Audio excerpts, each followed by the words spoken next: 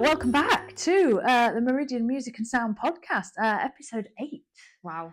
Yeah, we're Are still going. Listening? We're still going. Hopefully somebody's listening. I'm Claire Holdich. This is Stephanie Halsey. And today we are talking about our original music. Yes. Which is very exciting because so far we've talked about the sound and how sound works and the effect it has on the body and some of our sound instruments. But of course, at the heart of this, we are two musicians who are coming from a musical background and are really passionate about not only exploring sound and sound healing, but bringing a musical element to this as well. So we're going to talk a little bit today about our journey of creating music together and maybe give you a little bit of a tease of our first album, which is going to be available very soon. So Steph, do you want to head this up then? So we've talked before, haven't we, on the podcast about our own background, and I think we mentioned we got together and just started doing a little bit of improvisation together. So maybe you can talk about that process and let people know how that kind of works, because we'd never played together before. At all, have we? Apart from in an orchestra, which is that's not different. Really, not really, playing together. So maybe you can talk about the process and how it was for you. Yeah, so I guess I'm kind of used to jamming with people, or coming up with some chords and trying to create something. So I think I know we started improvising together, but I'm struggling now with my very strange brain and how I navigate it. How we started with improvisation. Did I come up with some chords? I can't really remember either. Thing, I'm sure that's probably what I would have done. Yeah, but I don't think it was formal. I think it was very much like we sat down and we were like, right, I'm going to play something in this key, and you just played something, and we kind of found our way together. I think I probably played some repetitive ideas, because that's what I'm quite good at, just coming up with. Yeah. Let's do that. Like, this is a little rhythm, and I'm going to play this, and then I might change chords at some point, and carry on with that rhythm, and then I might change the rhythm slightly, or I don't know, if I'm doing a dotted rhythm, I might start going to some semiquaver repeated patterns. It tends to be repeated patterns. That's what I start with, because I guess traditionally the harp is like more of an accompaniment instrument to a flute, which is the melody. So I know we definitely started by doing that. I think we did also do some listening to other pieces. We both went away and did a lot of listening, didn't we? Yeah, just things that we thought were inspiring. Of all kind of things, really. I mean, I listened to a lot of harp stuff just to get my brain into that sound. And there was all sorts of things, wasn't there? Handpan stuff and flute stuff, and just anything really that kind of took our ear. I think what I found quite interesting, and also like the challenge for me, was that I quite often play a lot of jazzy things, so I'm used to adding in lots of extended notes and lots of weird rhythms that I drag things around a lot, and that wasn't appropriate, and so suddenly I had to really bring everything strip it back and not play very much. And I think that can be really hard as a classical musician, and as a harpist, where I play bass, harmony and melody all myself. So saying that, I can appreciate that's tricky, but did it feel quite liberating in a way to just have less to think about? Or it felt like I was cheating. Right, okay. It's too easy. I was like, okay, great, this is what I'm playing, this is fine. That's it. But actually I think that's kind of the, like you said, the liberating part of it was that I was like, I don't have to play really complex stuff that's really hard, and it still sounds nice. No, I don't know what you're saying. So it took us a while. I think that was what we did. So I'll come back to it now. Let's go back and open the box. Let's not open it too much though. Yeah, we recorded rehearsals because That's right. I'm a Yeah. big Yeah. rehearsal recorder. Yeah. So I will record on my phone, and I go back through quite often, and it's like a process of composition through improvisation, where you go back through and you pick out bits that you like, and then I wrote down in Sibelius lots of the ideas at the start. So I wrote quite a few of them out into music notation software. That's what Sibelius is. And I kind of tried to create a bit of a more formal, loose structure that we could work from to create an identity for each piece, because improvisation's great, but you've got to find something. You've got to find something that you're going to come back to that makes that piece. Otherwise, it's just a different piece every time. But I think what was amazing, and I remember, now you said that, I remember listening. You sent me those recordings, and I went away and listened to them. And I think I remember sending you a message saying, "This is the really good stuff in here," and that was really early on. I mean, we hadn't played together many times, and it's interesting here you talk about. I found it hard to strip, because I would have never realised that. Yeah. Because there was never a point where I was thinking, "Oh, this sounds too jazzy," or "This doesn't sound right." I felt like what you were bringing straight away was right. It was just spot on. And all right, it changed over time, because then you started adding some melodic ideas, and as we've worked together more and the pieces have evolved. But yeah, from the very beginning, it was really, really lovely. And I suppose for me, it was, I'd never really improvised with anybody before, but I'm used to now doing improvisations of my own. I've got some EPs out that are tracks that I've written that I then improvise to. So I was used to improvising, and I suppose I found it really refreshing, I think is the word, to actually improvise with a live person, because they respond to respond to you, and at the same time we're finding ideas together, and it was just so great. It was so natural. And I think what you said about it's too easy, I mean, it was just very natural and easy to do. How nice is it to just let go and just play? And I love playing, because you have such a good ear. It's quite often you can improvise with people and they're not necessarily, I think maybe they're not confident with the skill, or they're not like, they're nervous or whatever. They don't always listen to you. They're very much focused on what they're doing. And they're not listening to the other person and what they're giving you. They're not communicating or having a conversation, which is what a lot of joint improvisation is. It's about communicating with each other. And I found it great that if I went somewhere, you would come along with me. And then I would support you if you were trying to go up to something bigger, and you were holding a higher note and you're holding it, and I'm going to play a lot more. I think, and that's about energy, isn't it? And it's about following the energy and the journey of the music. And I think, straight away that was something that just worked for us, wasn't it? We both knew where the other person was going, and were happy to either follow or take the lead or whatever. It was very, just very easy to work with, which meant that quite quickly, like Steph has already said, we managed to pull out some real core ideas from just playing around, and went, we like that, I like that, and Steph wrote some of them out. And from that, we've come up with essentially the basics of the tracks, which are the basic chord progressions and some of the melodic ideas, which we've then continued to just practice, really, didn't we? And expand a little bit and create more, I guess, slightly more formalized structures.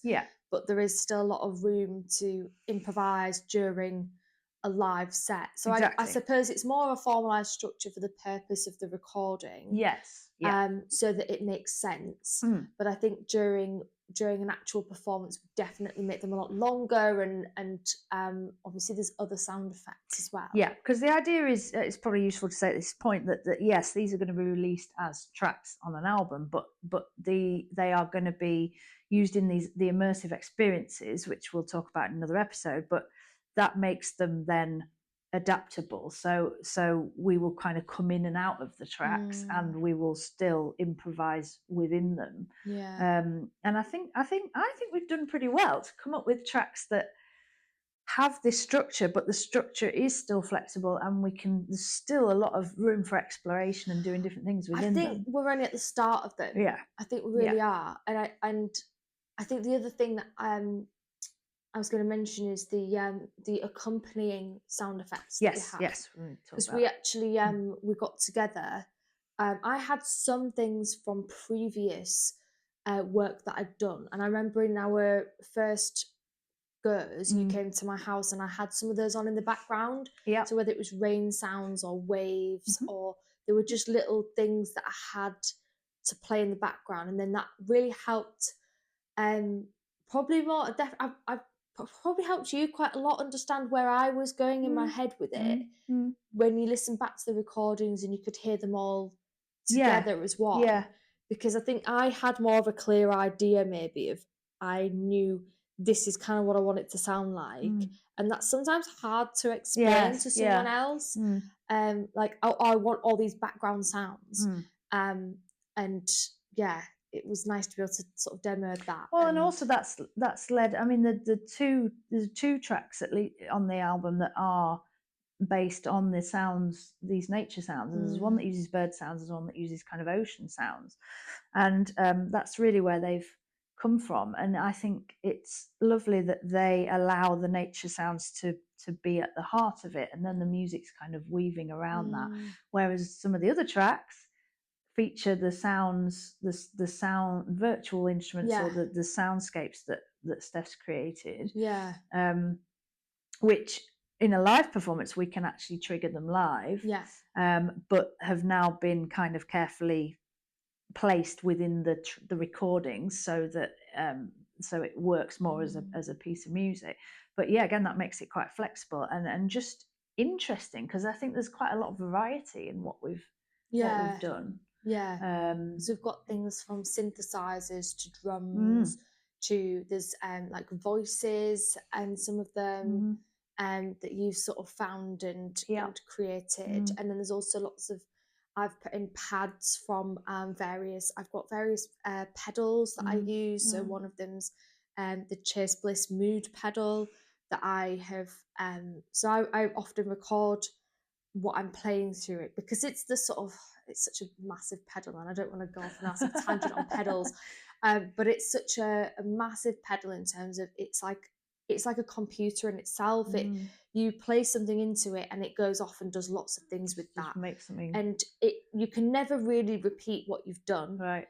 Because it's going to be different every time. It's not like a reverb pedal where you just set it and it goes off and it does what it wants. And you kind of have things that you can change about it, but you can never really fully recreate what you've done. So I've done like long tracks where I've played for 5 minutes, 6 minutes, and done all these different effects, added more sounds, and then I've like recorded that and kept that, and then that's what we've used in various bits. And it's just really is adding a lovely like ambient layer to it. It's so it's beautiful. Really nice. That pedal is really it does some really special stuff. And it's still, you know, like it's still kind of one of a kind. Like I couldn't do that again. I just couldn't. It's that captured performance of that time, and it's done, and that's it. Which was amazing for me, because I should say so we've put the tracks together. We then recorded them, didn't we? Went to studio and recorded the flute and the harp, and then it was my job to take these recordings that we're talking about and make them into the tracks. And that's been really, really interesting to try and capture how we'd done it live, and put these pads and these different sounds in the right place to kind of make them into more, because they still feel very free, I think, and they still feel definitely improvisatory, but it wanted to match the structure and feel like it could just, you could listen to it as a piece of music, as well as kind of just drift off and have it as a kind of soundscape. Because we'd practiced doing some sound baths, and then we did a live one together for some friends and family, and so we'd done some live versions, but actually we found that in a live performance we were only using 3 of the tracks, at Merst because of the soundscapes in between, because we do breathing exercises, and also we also had all the extra instruments like the singing bowls and the more typical sound bath instruments. Whereas those aren't present on the album. It is very much a musical album. And so I think then going on to record those sounds and for Claire to then produce those into a music album was like a totally different. It is, yeah. I've never really thought about that, but it is quite. It was quite different. You have produced it. Yeah, I had to make decisions on where those sounds were going, which I think is less. So that's another thing that our very talented Claire can do. She's also a producer as well. I don't know how she does all these things, but so it was my job to put them together. It was so interesting, just really interesting and nice to make those into more formal tracks. And then I've also had the job of trying to mix and master them, which has been interesting, very interesting. Because there's not many tracks as I'm used to dealing with, but dealing with a harp is a learning curve. Yeah, it's a beast, isn't it? Yeah. And trying to make them still sound somewhat live, although the ones with the ones with the birds and the nature sounds are sounding a bit more like they're outside, and the the slight differences between them, but just having that sense of space and atmosphere, I think, was quite important to try and maintain. And it's just been interesting is all I'm really going to say, because otherwise I could go off on a tangent. I know what you mean. It's not a typical, I don't think it's a typical project. It's not a band. It's not, or you do a lot of your flute tracks. So it's not, a flute track with all sort of MIDI and sampled recordings that are already sort of it's a very specific sound, trying to make something that people are going to want to listen to to relax or to sleep to, whatever. I think, and I've I've gone and listened to a lot of different stuff to try and see, okay, well, what's going on here, kind of sound wise, mix wise. So the whole thing has just been so interesting to put together from start to finish, and I really do think there's a very I think we've captured something. I think we've captured something of our beginning together, and I think I'm very happy with the tunes. Tunes isn't the right word. The tracks, I suppose, we've created, because I think they are quite special, and I think people will enjoy them, whether you've got a certain sound that you're drawn to, or you like the harp, you like the flute, you like the bird sounds, whatever. I think there's a great variety in there, but they all hang together quite nicely. And I'm excited to let them out into the world and let people experience them. Because that's an interesting part of the journey. I think you've done it, and then you just have to let go and see what people think. But I'm genuinely excited about it. I haven't really comprehended letting them out there yet. It's just a thing that we've been doing, and I haven't really thought about that's gonna be like people will listen to that. This. Oh god, so like no, it's all good. It's all good. So hopefully hopefully, I don't like using that word, I've got to stop it, I do it too much. They will be out very, very soon. We do have some music out already on YouTube, which have been tracks that we've kind of put together almost separately, actually, things that we've worked on. There's a native flute one and a harp one. They've just been done at home, haven't they? They've just been like small projects that we've done kind of separately, just to keep experimenting and trying things out, and those are already on the channel. So if you want to go and hear something of our experimenting so far, then do go and check that out on YouTube. But the full album will be available soon, very soon. We will let you know when that's out, and we can't wait to hear what people make of it. Oh well, to keep on top of what we're doing, you can visit our YouTube, or you can follow us on Instagram and Facebook, Meridian Music Sound. We also have our other episodes of podcasts on YouTube and Spotify and Apple. Yep. And we'll get used to saying all this. I need to write a script, I think, so that I could just like It's all good. Yeah, good. Okay.